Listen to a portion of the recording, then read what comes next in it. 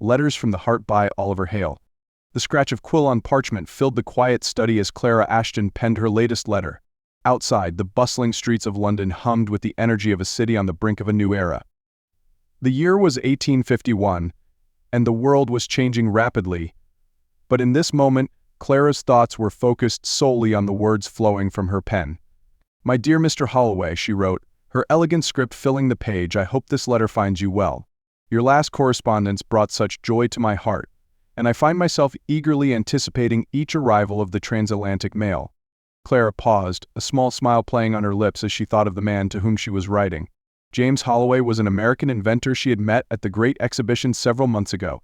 Their chance encounter had blossomed into a lively exchange of letters, filled with discussions of science, philosophy, and the rapidly changing world around them. As she continued writing, Clara's mind wandered back to that fateful day at the Crystal Palace.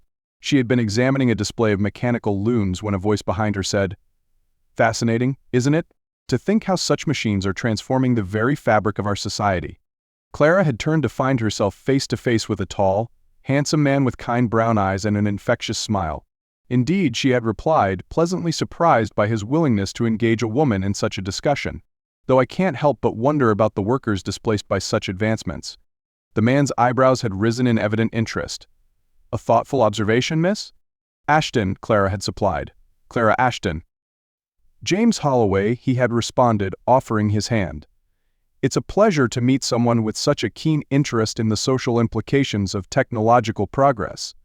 From that moment, they had been inseparable, spending the rest of the day exploring the exhibits together, their conversation flowing effortlessly from topic to topic. Clara had been captivated not just by James's intelligence, but by his genuine interest in her thoughts and opinions, a rarity in a world where women's minds were often undervalued. As the exhibition had drawn to a close, James had reluctantly informed her that he needed to return to America. "But I would very much like to continue our discussions, Miss Ashton," he had said, a note of hope in his voice. "Perhaps we could correspond." Clara had agreed eagerly, and so began their exchange of letters. At first, their missives had focused primarily on intellectual matters, new scientific discoveries, philosophical debates, and the latest advancements in industry. But as the months passed, a warmth had crept into their words, a tenderness that spoke of deeper feelings growing between them. Now, as Clara finished her latest letter, she found herself pouring more of her heart onto the page than ever before. "I find, my dear James, that our correspondence has become the brightest part of my days. Your words bring color to my world and inspiration to my thoughts. I never imagined that a connection of minds could lead to such a profound connection of hearts." Clara's cheeks flushed as she reread her words. Was she being too forward? But no, James had been equally open in his last letter, speaking of how often she occupied his thoughts and how he longed to see her again. With a mix of nervousness and excitement, Clara sealed the letter and prepared it for posting.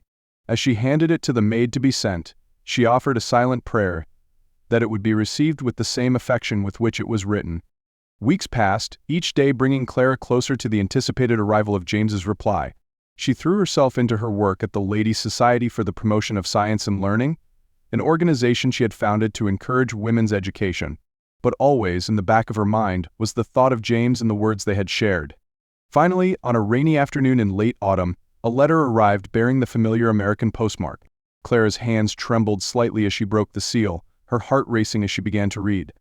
"My dearest Clara," James's letter began, "your words have moved me more deeply than I can express. I find myself rereading your letters countless times, each pass revealing new depths of your brilliant mind and beautiful spirit.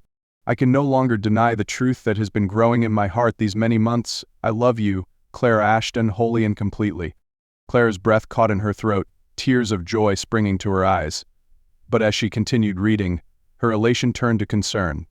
"I long to be with you, to continue our conversations in person rather than across an ocean. But I fear the distance between us is more than just physical. You are a woman of London society, with a life and purpose of your own. How can I ask you to leave all that behind for an uncertain future in America? And yet, the thought of a life without you by my side is unbearable." The letter went on, full of James's inner turmoil and his desire to find a way for them to be together. By the time Clara finished reading, her mind was whirling with emotions and possibilities. For days she pondered James's words, weighing her feelings against the practicalities of their situation. She discussed the matter in veiled terms with her closest friend, Elizabeth, who listened with sympathy but cautioned her to think carefully before making any life-altering decisions. Finally, after much soul-searching, Clara sat down to write the most important letter of her life. "My beloved James," she began, her heart pounding as she committed her feelings to paper, "your words have brought me immeasurable joy and no small amount of inner conflict.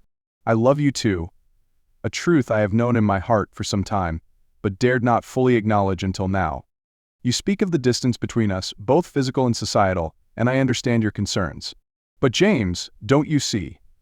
The very work I do here in London, promoting education and advancement for women, is proof that societal boundaries can be challenged and changed. I do not wish to leave my life in London behind, it's true. But neither do I wish to live a life without you in it.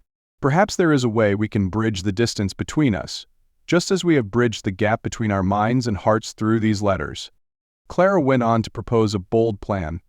She would travel to America to visit James, staying for several months to experience life there and to see if they could truly build a life together. In return, she asked James to consider the possibility of dividing their time between both countries, allowing them each to pursue their passions while nurturing their relationship. "It will not be easy," she wrote, "but then nothing truly worthwhile ever is. If we can revolutionize industry and challenge societal norms, surely we can find a way to make a life together across 2 continents. What say you, my love? Shall we embark on this greatest of adventures together?" With a mix of trepidation and hope, Clara sent the letter on its way across the Atlantic. The weeks that followed were some of the longest of her life, filled with anxious anticipation and fervent hopes for the future. When James's reply finally arrived, Clara's hand shook so badly she could barely break the seal. As she unfolded the letter, a small object fell out, a simple gold ring, unadorned but beautifully crafted. Her heart racing, Clara began to read. "My dearest, most beloved Clara, your letter has filled me with more joy and hope than I ever thought possible. Your proposal is bold, innovative, and perfectly suited to the remarkable woman you are.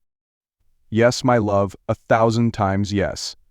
Let us embark on this adventure together, forging a path that is uniquely our own.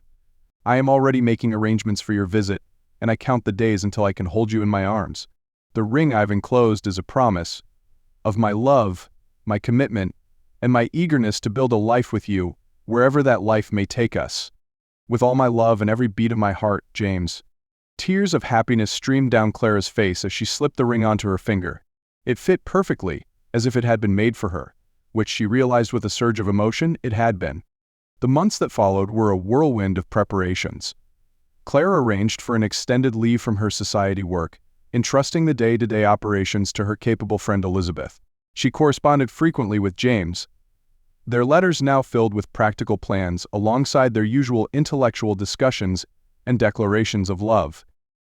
Finally, on a bright spring morning in 1852, Clara boarded the steamship that would carry her across the Atlantic to her new life. As she stood on the deck, watching the shores of England recede into the distance, she felt a mix of excitement and trepidation. She was leaving behind everything she had ever known, embarking on a journey with an uncertain outcome. But the weight of James's ring on her finger and the warmth of his words in her heart gave her courage. The voyage was long but not unpleasant. Clara spent her days reading, writing in her journal, and engaging in lively discussions with her fellow passengers.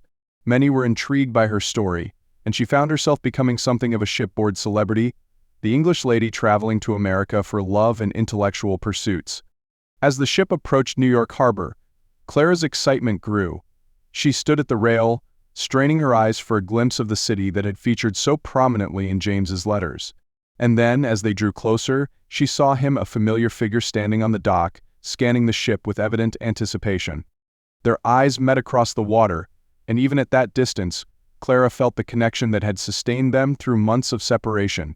As soon as the gangplank was lowered, she rushed down, propriety forgotten in her eagerness to be reunited with her love. "Clara," James breathed as he enfolded her in his arms. "My Clara, you're really here." "James," she replied, her voice choked with emotion. "Oh, how I've missed you." Their kiss, when it came, was sweet and tender, full of the promise of all that was to come. The weeks that followed were a delightful whirlwind of discovery. James showed Clara the wonders of New York and introduced her to his world of invention and innovation. Clara, in turn, shared her ideas for advancing women's education in America, finding a receptive audience among James's progressive-minded friends. They faced challenges, of course. There were cultural differences to navigate and practical matters to consider. But through it all, their love and mutual respect only grew stronger. As Clara's visit drew to a close, she and James made a decision. They would marry in New York before returning to London together. James would establish a branch of his business there, while Clara would continue her work with the Ladies' Society. They would divide their time between the two countries, building a life that spanned an ocean but was anchored in their love for each other. Their wedding was a small but joyous affair, attended by the friends they had made together and those who had supported their unconventional romance from afar. As they exchanged vows, Clara and James both marveled at the journey that had brought them to this moment. "I, James, take you, Clara, to be my wife," James said, his voice steady and full of love. "I promise to support your dreams, to cherish your brilliant mind, and to love you faithfully, whether we're separated by an ocean or side by side." Clara's eyes shimmered with happy tears as she responded, "I, Clara, take you, James, to be my husband. I vow to be your partner in all things, to encourage your innovations, and to love you completely, in every country and every circumstance."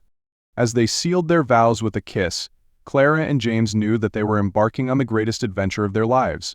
It wouldn't always be easy, but they faced the future with confidence, secure in the knowledge that their love, born of letters, nurtured by shared ideals, and strengthened by challenges overcome, could withstand anything. In the years that followed, Clara and James Holloway became known on both sides of the Atlantic for their contributions to science, education, and social progress. They wrote books together, established schools for girls in both countries, and continued to challenge societal norms with their unconventional lifestyle. But for all their public accomplishments, it was their private moments that they treasured most: quiet evenings spent reading aloud from their latest letters, lively debates over breakfast tables in London and New York, and tender embraces that needed no words at all. And though they spent many months apart, their hearts remained forever entwined, bound by the love that had first blossomed between the pages of their transatlantic correspondence.